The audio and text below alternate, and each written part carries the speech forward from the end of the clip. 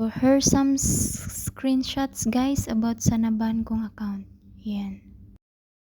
Hello guys, andito na naman si Inday Pangunyo. Welcome to my channel. So ngayon guys, ang pag-uusapan po natin uli ay ang about sa naban na Pupo Live account. So ngayon guys ay dun sa una kong video na in-upload last time, may nag-comment kasi po doon na once nga nag-report ka po kay Pupo Live, mag-reply po ba yan sila? Yes po, mag-reply po yan sila at yung reply po nila, yun din po susundin nyo. Yes po, tapos sa bawat araw kailangan isa lang message, kasi isa lang message tatanggapin nila. Kung gusto mo bukas na naman. At kailangan po kada report nyo, mas maganda may ilagay kayong picture, yung screenshot nyo, yung report nyo at yung problema doon is screenshot nyo, tapos ilagay nyo doon, isama nyo doon sa report. Kasi yung sa akin paulit-ulit ako with intindis yun na ayos. Okay. Tapos about din doon sa tanong na pag magawa ka ng bagong account sa Pupo Live, yun din ba sa naban? Hindi po. Iba, bago po, bago lahat, bagong picture, bagong account. Yes po, magawa ka ng bagong Facebook, ganyan. Tapos yun yung, pag nakalagin na po kayo sa bago nyong account sa Pupo Live,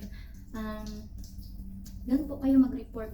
Yes po, yun yung gamitin nyo para mag-report. Kasi yan din yung ginawa ko po. Sinundan ko lang po yung instruction po ni Pupo Live. Kasi first time ko nag-report, sabi doon, nag-reply si Pupo na magawa ka ng bagong account sa Pupo Live. Tapos yun yung gamitin mo para mag-report sa kanila. Yes, yun. Tapos, yun lang guys. Yes po. Oo. Nung sabi ni Popo na okay na daw, pwede na daw ako mag-login gamit ang bago kong account. So, trinay ko po para mag-login. So, nilagin ko na po doon sa bagong account kasi doon daw ako dadaan. So, pag login ko, ganun din po. Bagong account pa rin po. So, nag-report na naman po ako na bakit po ganito. Pag nag-login po ako, ay ang bagong account ko pa rin po ang makalagin or nakalagin. At tapos, yun yung last kong report na naayos. Tapos, ang reply nila doon, yan, sa report ko, sa last report ko, sabi nila, log out ka uli at mag-login. So, yun lang. Ang saya-saya ko doon kasi naayos talaga. So,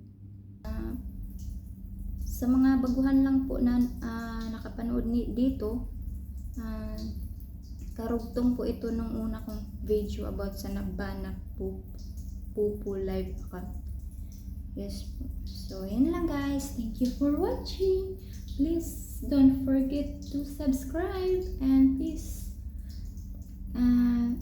don't forget to like and click the notification bell. Thank you for watching. Bye.